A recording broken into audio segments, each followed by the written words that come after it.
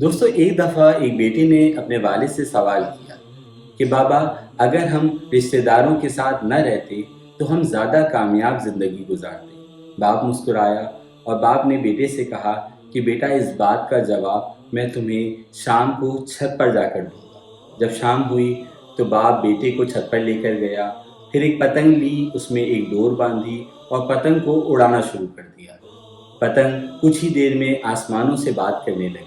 उसके बाद बाप बेटे से मुखातिब हुआ और बेटे से कहा कि बेटा, देख रहे हो इस पतंग को? समझो ये पतंग तुम और तुम्हारी कामयाबियां हैं, और ये डोर तुम्हारे रिश्ते हैं जो तुमसे जुड़े हुए हैं।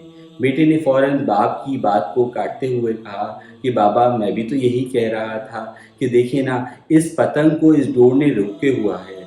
अगर ये पतंग इस डोर से अलहदा हो जाए तो ये और ज़्यादा आसमान की तरफ जाने लगेगी। बाप ने जैसे ही ये सुना तो मुस्कुराते हुए अपने हाथों से उस डोर को छोड़ दिया। जैसे ही डोर को छोड़ा, पतंग और ज़्यादा आसमान की तरफ जाने लगी। बेटा मुस्कुराने लगा, लेकिन कुछ ही लम्हे में वो पतंग डगमगाती हुई ज़मीन पर आने लगी और एक अनजान जगह पर गिर गई। बेटा बहुत उदास हुआ।